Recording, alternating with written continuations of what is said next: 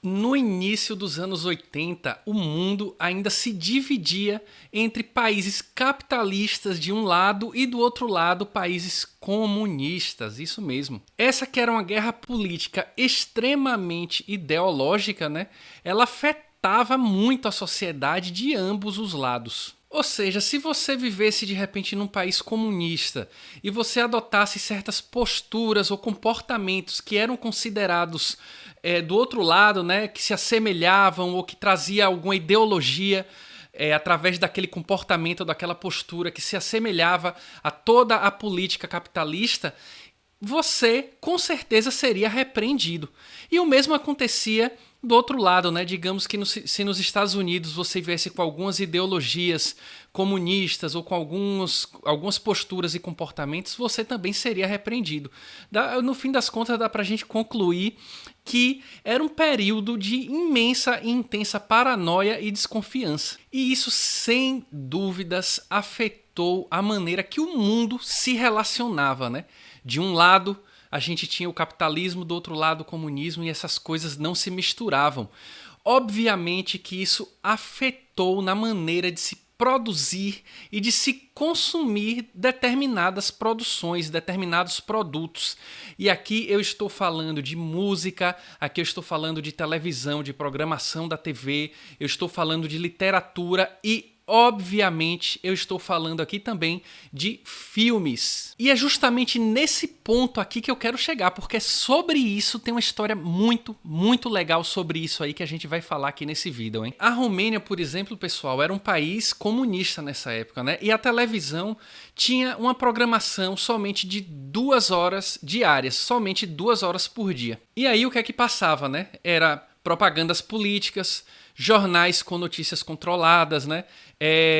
Músicas populares lá do país para ressaltar, né, o próprio sentimento nacionalista do país, poesias do país, coisas do tipo. Era isso que passava na TV durante 2 horas por dia somente. Vez ou outra aparecia algum filme para ser assistido, mas era censurado, era um filme mais cortado do que quando passa na tela quente aí na Globo. E pessoal, era um risco muito grande você consumir produções americanas. No caso dos filmes, por exemplo, os filmes que estavam sendo produzidos lá na época, Exterminador do Futuro, Rambo, enfim, os filmes dos Estados Unidos ali na década de 80, né? Para um país comunista como aquele, você assistir, consumir e absorver essas produções americanas era, no fim das contas, você estar apreciando, consumindo e absorvendo um estilo de vida americano que para eles representava a decadência da sociedade. E vale dizer que isso acontecia da mesma forma lá nos Estados Unidos, né? E vice-versa no fim das contas, né? E aí você via nessa época, galera, os filmes super figuras americanas, super fortes, né? Você via demais, assim, foi uma produção de filme de ação hiper intensa nos Estados Unidos na época, né? Você tinha o Chuck Norris, que era o cara mais foda do mundo, o cara mais forte do mundo, uma coisa que vira até meme, né? O próprio Exterminador do Futuro, que é um ser praticamente indestrutível. Você tem Rambo, um cara que termina com exércitos praticamente sozinho, enfim. Todas essas visões eram visões que os países comunistas não queriam que fossem expostas, né, de um país extremamente forte. E, consequentemente, os filmes também, como lidavam de ação, guerra e coisas do tipo, luta, o que é que acontecia?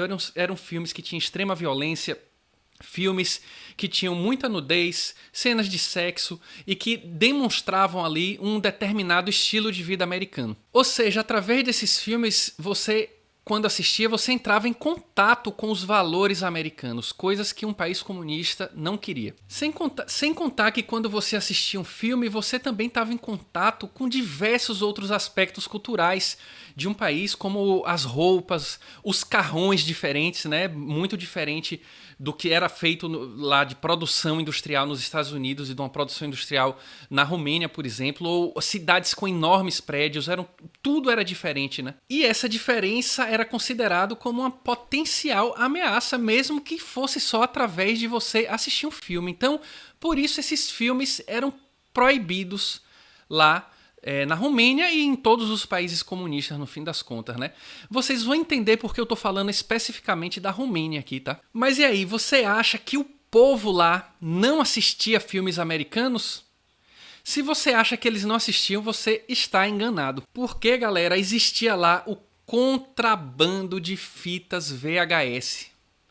E o conteúdo dessas fitas eram justamente esses filmes daí, tá? Ou seja, de alguma maneira, tinha contrabandistas lá que conseguiu fazer cópias desses filmes americanos e comercializavam lá no país de forma completamente ilegal. Galera, para vocês terem ideia, tem relatos lá de pessoas, às vezes 20, 30 pessoas numa sala de uma casa que eles se reuniam para assistir essas fitas escondidos. Muitas vezes as pessoas assistiam, galera, durante uma madrugada inteira, de 5 a 7 filmes completos, galera. É isso mesmo, de 5 a 7 filmes, 20 a 30 pessoas numa sala da casa de alguém, assistindo esses filmes durante a madrugada inteira, do início da noite até amanhã do outro dia. Cá pra nós devia ser muito louco isso, né? Porque imagine a galera... Todo mundo intocado numa sala, primeiro, para assistir um filme americano que devia ser uma coisa completamente diferente porque era proibido, então não era uma coisa tão fácil de ter contato, e ainda assistir isso naquele suspense, né? Porque se fossem descobertos, provavelmente seriam presos, as fitas seriam destruídas, enfim.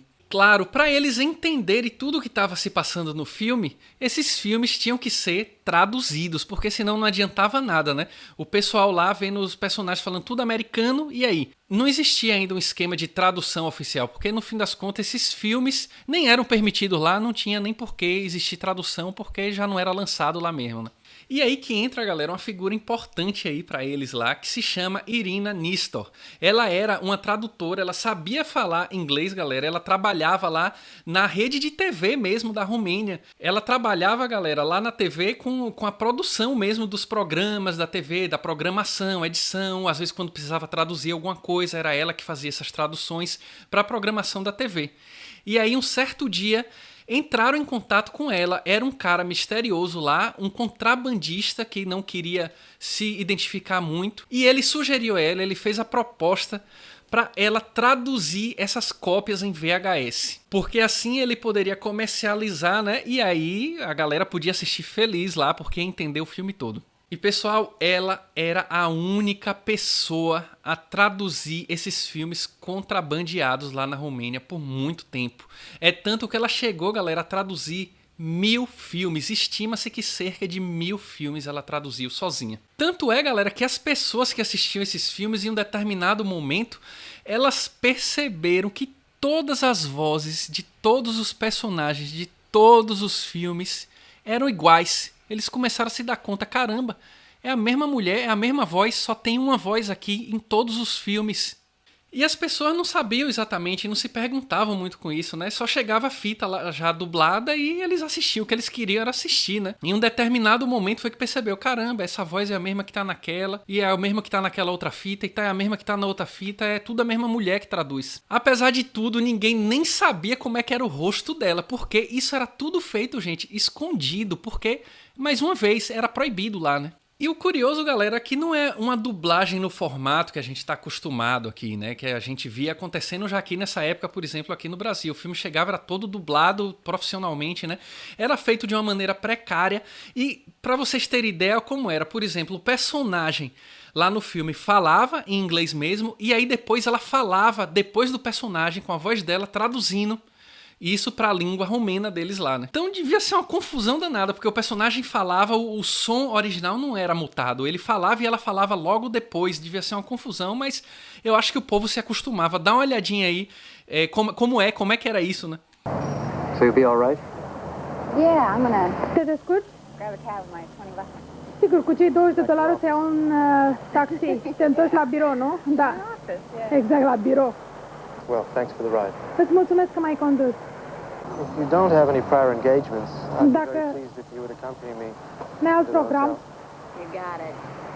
M-aș bucura să mă însoțești în hotel. S-a făcut? What is your name? You forgot to say please. Ai uitat să spui te rog. Scoateți-l din mine. Salvați-mă. E galera, ela fazia o trabalho oficial dela das 8 da manhã às 3h30 da tarde, que ela trabalhava na TV lá, né? O que é engraçado, né? A TV que censurava um monte de coisa, mas ela trabalhava lá, mas depois fazia coisas ilegais, né? Que a TV mesmo não deixava passar, né?